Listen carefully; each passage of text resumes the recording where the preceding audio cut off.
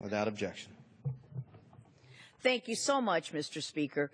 The recent concessions by President Obama to the Castro regime mark a drastic departure from one of the most consistent tenets of the United States foreign policy and traditional American values, and sets a dangerous precedent for other rogue regimes to emulate.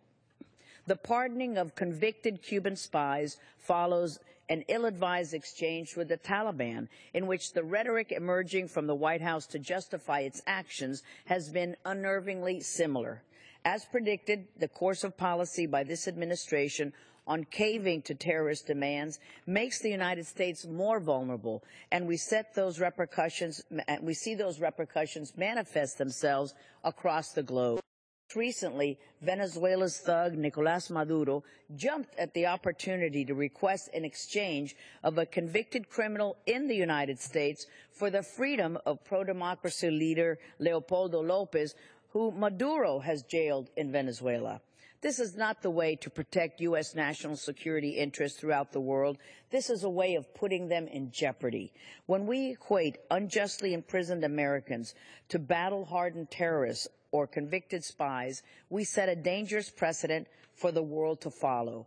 The Cuban regime has already signaled strongly that it will not unclench its fist despite recent developments. On December 30th, just 13 days after President Obama's announcement, the Cuban regime arrested nearly 60 activists seeking to express themselves freely.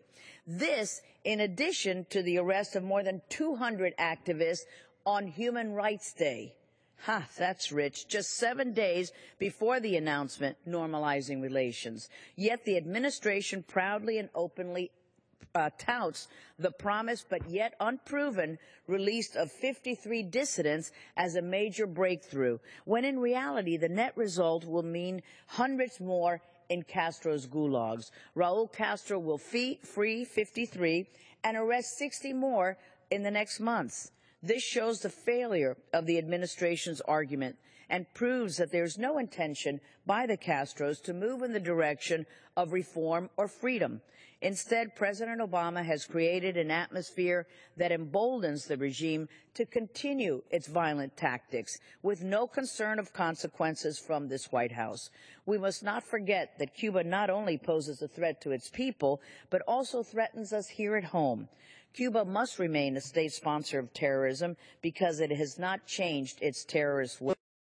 For example, in the year 2013, Cuba was caught helping another dangerous regime, North Korea, evade UN Security Council resolutions of sanctions by shipping arms and munitions to the Kim Jong-un regime. At a time when many in Congress and even the White House are trying to punish the North Korean regime for its cyber attacks against the U.S., we cannot forget that those rogue regimes help North Korea, like the one in Cuba. The Castro regime continues to thumb its nose at U.S. by harboring fugitives such as New Jersey State Trooper killer Joanne Chesimard, by harboring Puerto Rican terrorist William Guillermo Morales, and bank robber Victor Genera, and many others who have fled U.S. justice for the shores of Cuba. These are just a few of the reasons, Mr. Speaker, why the administration must re-examine its relationship with Castro and impose strict sanctions against the thugs, not offer it concessions for all of these transgressions. Just like a zebra cannot change its stripes, the Castro regime cannot and will not change its anti-freedom terrorist ways. It is our duty to support democracy and be a voice for those 11 million Cubans oppressed throughout the island. By appeasing dictators, we have disappointed people all over the world who are struggling to achieve freedom. And the White House has betrayed core American values and principles, the respect for human rights and the right for people to choose their own destiny.